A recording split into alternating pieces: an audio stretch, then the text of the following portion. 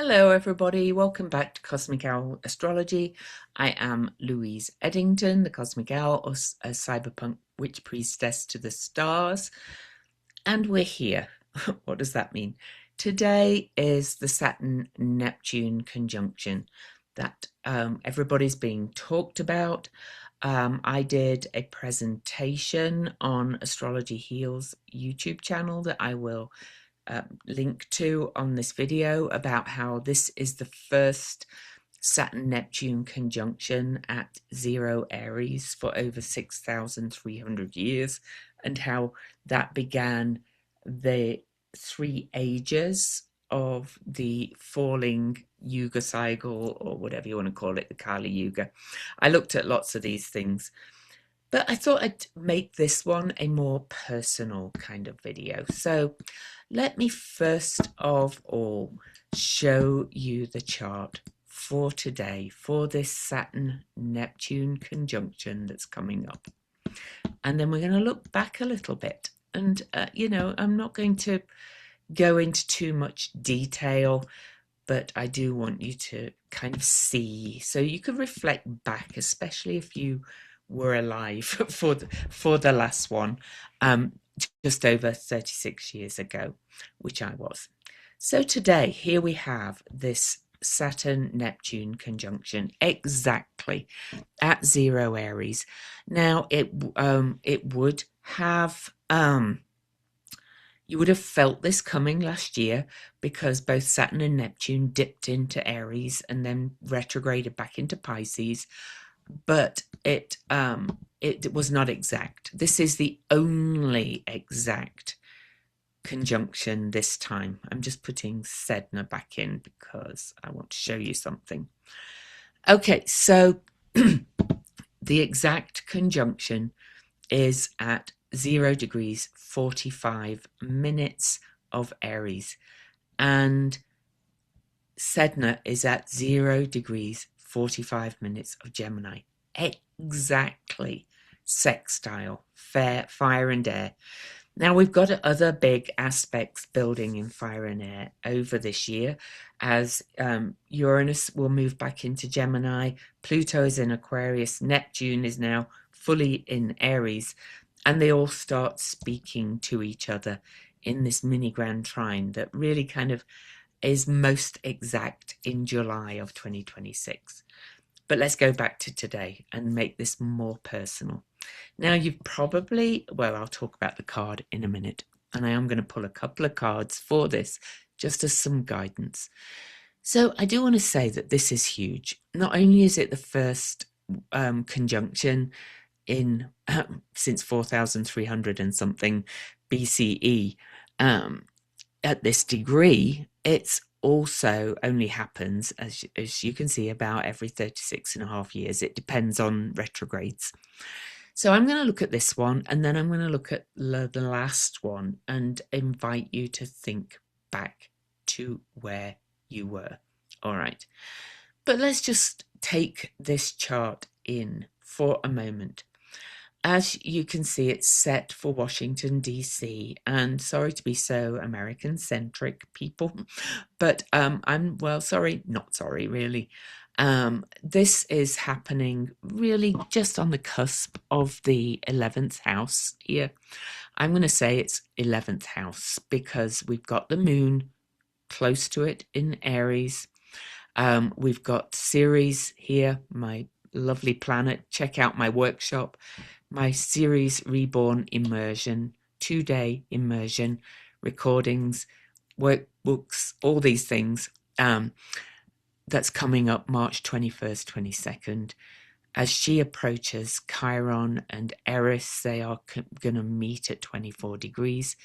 The Aries energy is building, and this is in the area really of the collective, politics, the people, causes, all kinds of groups of corporations and the such. Oh, my cat wants to go out. Just let me pause. Thank you. She has decided, this is my diva cat, Luna. I think actually she's feeling these strong energies. She's been a bit weird lately because of the eclipse just 3 days ago, and we're in the between eclipse tunnel. So that's another reason this Saturn-Neptune is huge. It's one conjunction at the first degree of the zodiac, and it's right in the middle of eclipses, and there's all kinds of extra bits I could go on, but it's huge. But that's where it's set for Washington. So I want to look back a little bit and just talk about the last one. This really is inspired by the wonderful astrologer whose name is now escaping me for a moment. Bear with me. Oh gosh, my memory is terrible. Neptune is memory, by the way, but anyway. Oh,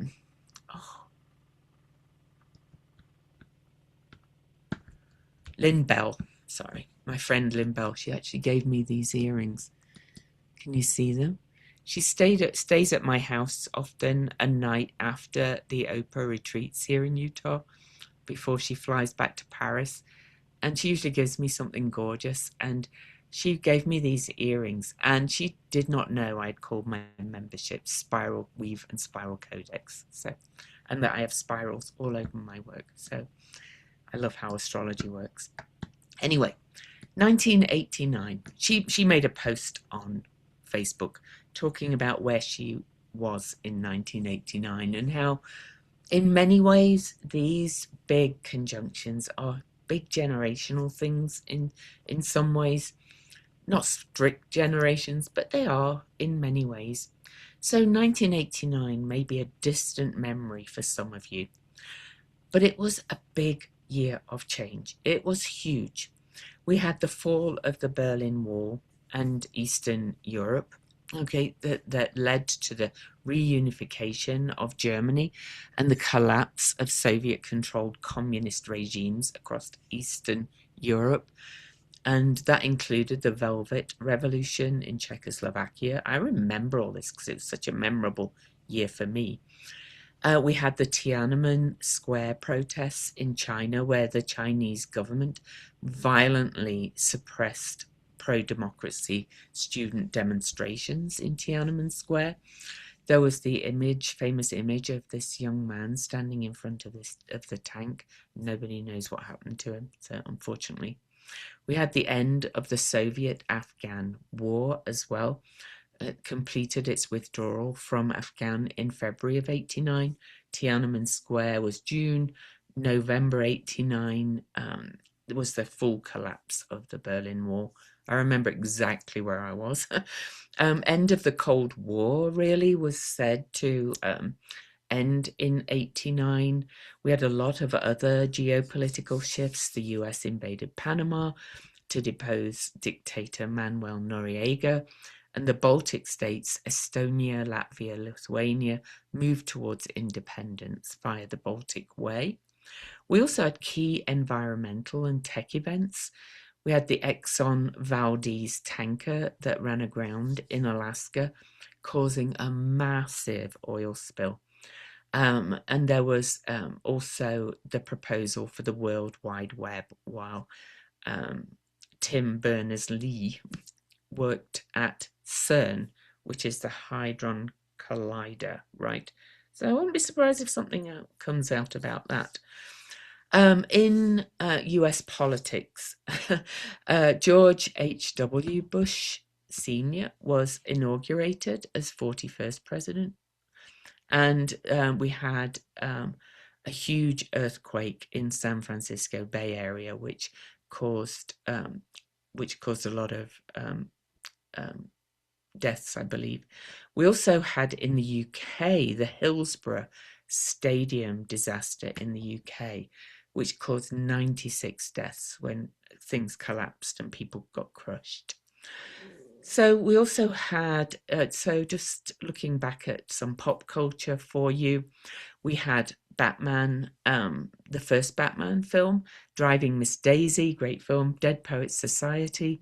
Music, Taylor Swift was born in 1989, okay, and the Nintendo Game Boy was released. Anybody have one of those? We did. I didn't get one until I had my kids, but that was after that. So George H.W. Bush, Emperor Hirohito of Japan, passed away, and the Dalai Lama was awarded the Nobel Peace Prize for his non-violent struggle for the liberation of Tibet. And he's rather elderly now, so something might come around for him with the Saturn-Neptune conjunction. So, that's just to give you kind of a little bit of a rundown to really kind of tune you in to the energy. Saturn is boundaries, Neptune dissolves boundaries. So we could see that much of that dissolved as well, right? And so, there was lots of other things going on. Of course, Saturn, Neptune is oil. We had the oil spill. Saturn from the structure of the Exxon Valdez oil tanker. Simpsons premiered its first full-length episode. I remember it. Okay, I remember it. Indiana Jones and the Last Crusade dominated the box office. So that's, I think, all of the history, just to inspire where you were. Now, what am I going to look at next? I am just going to tell you a little personal story about how your own astrology might show up. Now, I'm just going to share a fuzzy screenshot. I'm going to make it bigger, even though it's going to make it very fuzzy. This was me. This was me probably in, I think it was very early in 89, as the Saturn-Neptune conjunction started to perfect. Look at my chubby cheeks. My hair was bleached out. I had been dancing, so it looked a bit of a mess. This was John Owens. He was a boyfriend of mine back in early 89. He no longer is alive, and he died from a drug overdose, apparently, as well as kidney disease, which is very sad. And so that kind of says a little bit about that time. If you can see, this guy has a cigarette in his mouth. People could smoke inside. It was a very different era. And I was a party girl in my 20s. I have a 12th house sun and Jupiter, and I enjoy parties, but not like I did. The Saturn-Neptune actually changed everything. I will talk about that when we look at the charts. Okay, so you can look at this with your own charts. So I'm going to go to the 3 conjunctions in 1989. So it was a big Saturn-Neptune conjunction then, because it happened 3 times. So the charts are not much different, but I will point out the differences. So the first Saturn-Neptune exact conjunction in 1989 was on March the 3rd at 11 degrees Capricorn. As you can see, Uranus was at 4 Capricorn at that point, and the moon was back then also in Capricorn for that first one, just as the moon today is now at 12 Aries when we have the conjunction at 0 Aries. But if I look at the aspects for this one, okay, at the time, the nodes were also in Virgo and Pisces. So that's 2 nodal cycles ago. The nodal cycle is actually about 18 and a half to 19 years. And they were just past where they are today. They're at 8 degrees Virgo. But we probably had some eclipses back then as well. So this is just kind of telling you where we were at back in 1989, but why I think this one's even bigger. I do think having one is much more concentrated. So this was 4 days away from a 17-degree Pisces solar partial eclipse at 17 Pisces, as I said. So the moon was heading to that way, a new moon eclipse at 17 Pisces. But on this Saturn-Neptune conjunction, the sun was square to it. The sun is right now in 2 degrees Pisces. So we had that similarity. We had Venus conjunct the North Node at the time. We've just had Venus conjunct the North Node as well. Pallas Athena is in Pisces, was in Pisces then. Ceres is in Aries and was then. And Ceres is about to be conjunct Eris and was conjunct Eris then. Okay, you cannot make this stuff up. It's just, there's a lot of echoes of that time. And so, yeah, but as well, to go back to my personal story, my Saturn is at 7 degrees Capricorn. So I just had my Saturn return. And right after my Saturn return, I abruptly quit the party life and moved back to the UK. I was living in Connecticut at the time. I was like, this is not healthy. I'm going to grow up. I'm going to clean myself up. It was very Saturn-Neptune, right? Okay, and I did. I literally kind of just like, I'm done. Okay, back at that picture. That was right before that happened. Okay, so but Uranus was also approaching my Saturn, right? So you can see I had a heck of a Saturn return because Saturn was still just 4 degrees from my Saturn. Then on June 23rd, 1989, the second conjunction was also at 11 degrees when they were both retrograde. Uranus was retrograde just 1 degree from my Ceres. I learned to take care of my own needs. These are how all these things work together. This is why I think Ceres is one of the reasons why I think Ceres is such an important energy. So going back to looking at the big picture, by the time of the second one, the nodes had moved back into Leo and Aquarius, where we're getting them this, they're moving back in July, big month again. So we're having some similar huge changes in lots of ways, but in different signs. Capricorn was boundaries, structures, and things like that. If you can remember, Reagan was president saying, Mr. Gorbachev, tear down that wall. That's a very Saturn-Neptune thing. But also, Saturn-Neptune, that era was the start of this changing boundaries and the rise of like the far right really in the US with, we'd had rich people paying a lot more percentage of taxes. So we had a more tiered tax system in the US.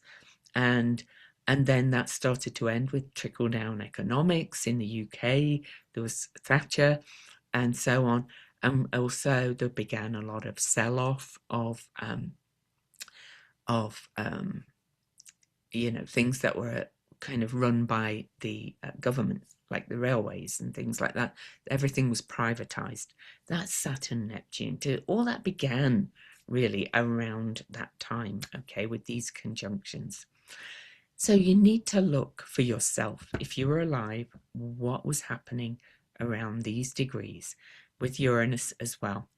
But to go back to Ceres, by the time of the second one, Ceres had moved back into Gemini. And so she was looking at our friend groups and things like that. And do they meet our needs? I decided mine didn't.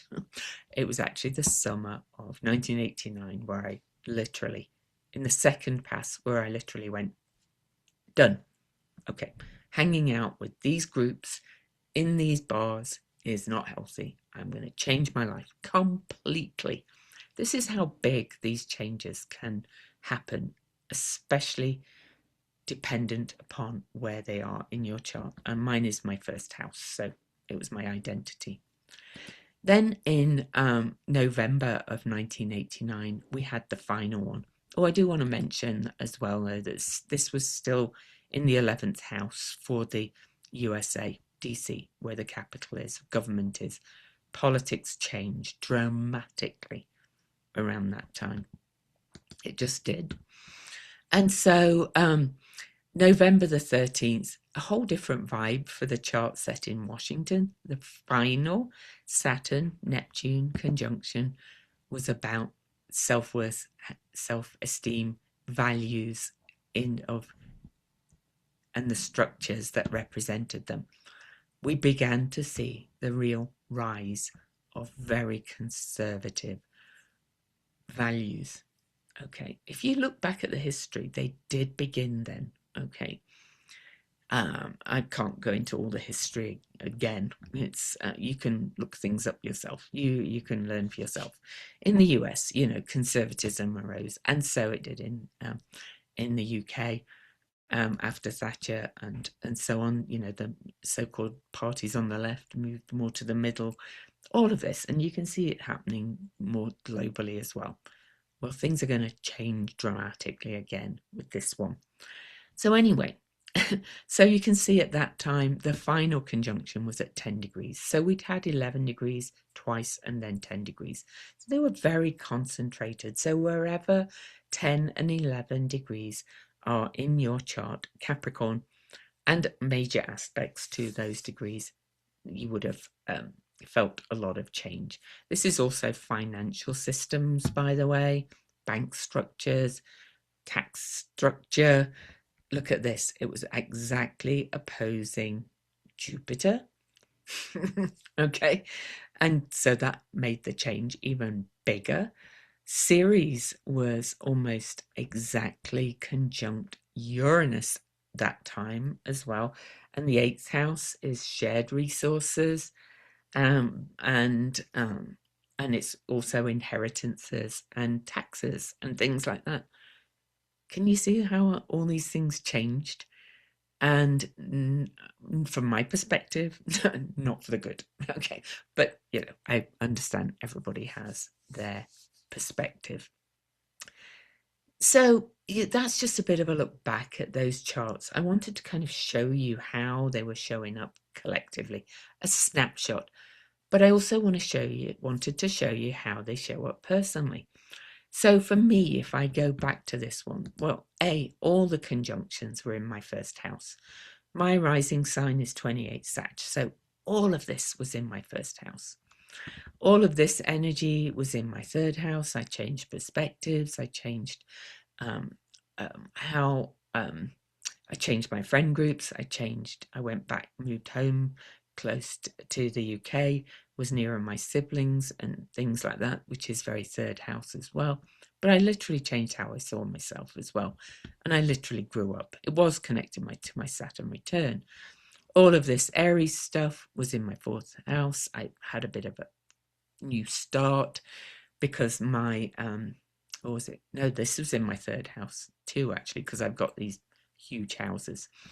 So actually this was, so it was all very 3rd house. I changed my friend groups, my communities. I was like, change. And so I'm not going to go through all the charts again. But back to this one. Back to where we are today. And I promise you it's a momentous day.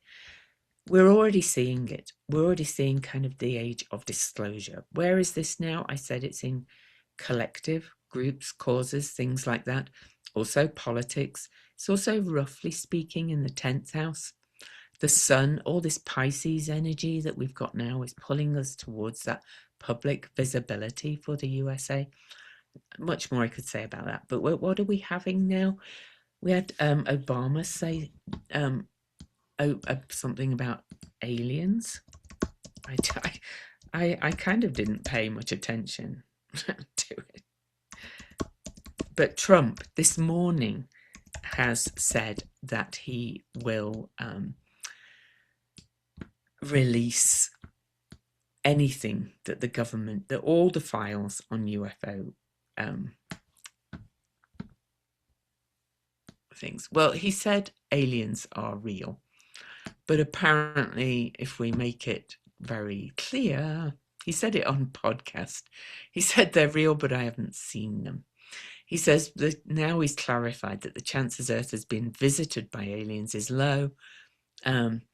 He said they're not being kept in Area 51. There's no underground facility unless there's this enormous conspiracy and they hid it from the president.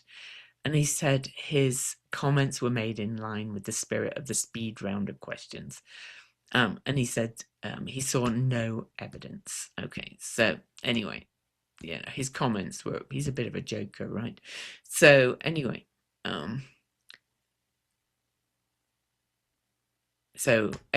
but it's led to now we have our current president saying that he's going to release all the files, more files. So Saturn and Neptune and now are here at 0 Aries, but Sedna is in Gemini. Information, files, plans, all of those kinds of things. There's all lots more kinds of things, and to the collective, and the hidden files in the 12th house. We've got more Epstein files coming out, and more people are finding more things in them. Okay, so this is adding to that. It's kind of this age of disclosure. I think Steve Judd called it that. There's kind of lots of other things being revealed, right? But we're also having these shifting boundaries. The US just did literally invade. Well, not invade, although it was a short invasion, invaded Venezuela, and so we're looking back to Noriega in Panama, back the last time. We see other boundaries starting to shift elsewhere. Warships are amassing around Iran. We've got all that stuff, which is a lot of it's about oil, which is Neptune again, all of those kind of things. So, we've got similar kind of themes, but just in different places. And obviously there's other factors in the USA falling, but empires are crumbling. Literally, the Soviet Union crumbled in the last one, but Russia's still there. So, it doesn't mean that the USA is going to completely disappear. Maybe just change. Things are changing though. And this one is in the area of the collective and politics for the USA. And this actually might result in something I've long felt coming, a kind of a rewriting of the Constitution, because we're hearing more and more people talk about, shoring up the rule of law, which is very capital Saturn, the man-made laws, and stopping these leaks, Neptune, that have enabled the current apparent occupant of the White House to kind of just show all the holes in the Constitution and the Bill of Rights and all those kind of things. And a lot of people are realizing that actually they kind of like this country or love it, and maybe we kind of need to find ways to rebuild it, which is very Saturn, Neptune as well. Rebuild it in a different way, shoring up the holes, shoring up the leaks. And this is in the area of the collective and the people and the future hopes and wishes, corporations. I've heard more talk again about Citizens United. Must be overturned, because that was the bill that gave corporations and the billionaires the ability to donate unlimited amounts of money to politics through PACs. It's just nuts. Nothing to do with citizens. Maybe with the 11th house really being citizens, maybe that will change because it's here. I don't know. I'm just spitballing. But this one is really telling me, I'm suggesting you really need to tune into your chart. If you don't know your chart, you can create a free chart on astro.com. I am actually going to get my chart up. Astro.com, I like astro-seek.com as well, is good, although it does have doesn't have series in it, or it didn't. Maybe it does now. I don't know. It really annoys me. I've got to write to the guy. So I'm just trying to find my chart so you can see. I feel this change coming, and it's probably going to be radical in some way. I actually fired my VA literally last night. He was leaving anyway, but his last 2 weeks he kept making mistakes, and I'd already thought I'm not going to get another one because I just realized I don't need one VA. Well, here's my chart. Okay, so yeah, tuning into it all. I've got to change one thing because I did change the nodes calculation. I prefer the true calculation. It's always worked for me. Both work a little bit, but here's the Saturn-Neptune conjunction for me. You can see it right on my south node. Okay, here's where the last one was. This is in the third house again. It's community, friend group, small friend groups, siblings, local community, things like that. What's going to come of that? But it's also information. My north node is opposing it in the house of teaching higher knowledge and so on. And I am planning to teach my first series workshop building on my book. I'm also got the sixth Venus retrograde class this year, and I was talking to a friend last night about collaborating, two of us, third house, to teach the Venus star point. You can't make this stuff up, really. You really cannot. So here's the thing for me. So this is where it all is for me. So if you go and create your chart on astro.com, you will look where 0, Aries, this is the symbol, is. You can look which piece of pie is in. I don't care which house system you use because they all work in their own way. It's worth looking back as well to where this symbol, Capricorn, is in your chart and around 10, 11 degrees. Richard Tarnas, though, gives, I thought it was a 10-degree orb for these huge aspects. Apparently it's 15 for the Saturn-Neptune one because it's so big, but I'm not sure about that. But also, then you can tune into where everything else is. I'm obviously having a lot of second house action as well, how I earn my money, but also self-esteem, self-worth, values, things like that.